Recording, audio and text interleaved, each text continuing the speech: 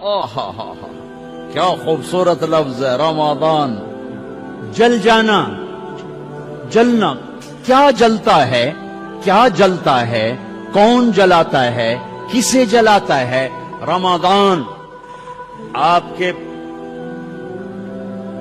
اندر لگی بھوک کی آگ، پیاس کی آگ، پورا بدن تپنے لگتا ہے، تپنے لگتا ہے. حلق سوکھ رہا ہے، حلق سوکھ رہا ہے، کانٹے پڑ رہے ہیں، اندر میں آگ لگ گئی، آگ. اب وہ اللہ کہہ رہا ہے رمضان آ گیا، کیا کرو گے یا اللہ؟ کہ تیرے پچھلے سال کے گناہ اٹھاؤں گا اور تیرے پہلے روزے کی آگ میں ڈال کے جلاؤں گا. پھر تو دوسرا روزہ رکھے گا، تیرے پچھلے سال کے گناہ اٹھاؤں گا، تیرے بھوک کی، تیری پیاس کی آگ میں ڈالوں گا اور اسے میں سوا کر دوں گا، راکھ بنا دوں گا، صاف کر دوں. پھر تو تیسرا روزہ رکھے گا، پھر میں تیرے گناہ اٹھاؤں گا اور اس میں ڈال کے جلا دوں گا. پھر تو چوتھا، پھر تو پانچواں، چھٹا، ساتواں، آٹھواں، نواں، دسواں. تو جیسے جیسے روزے رکھتا جائے گا میں تیرے پچھلے گناہ اٹھا کے تیری بھوک پیاس کی آگ میں ڈال کے جلاتا جاؤں گا، جلاتا جاؤں گا.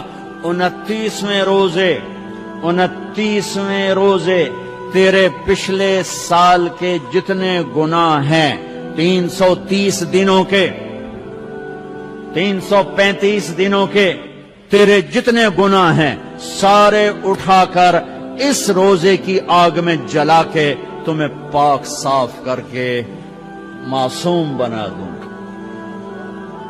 معصوم کا کیا مطلب؟ کہ پچھلے تیرے سارے معاف ہو گئے. وہ معصوم نہیں جو انبیاء کے لیے ہے، سب معاف، دھو دیا، دھو. جیسے بچہ مٹی میں کھیلتا جا رہا ہے، کھیلتا جا رہا ہے، مٹی میں، کیچڑ میں، پانی میں، گندگی میں، وہ کچڑی بن جاتا ہے، سارا کپڑے بھی گندے، منہ بھی گندا، ہاتھ بھی گندے.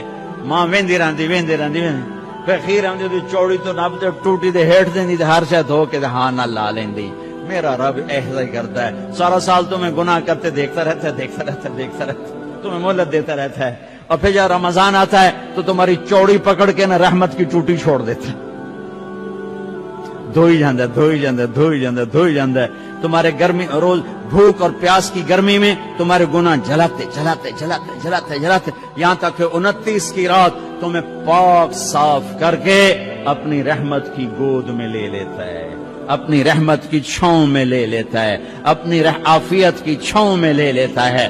اور 29 کی رات اعلان کرتا ہے فرشتو رات کی نماز تراویح اور دن کا روزہ میرے بندوں نے پورا کیا، تم گوار ہو، میں نے سب کو معاف کر دیا، میں نے سب کو معاف کر دیا، میں نے سب کو معاف کر دیا.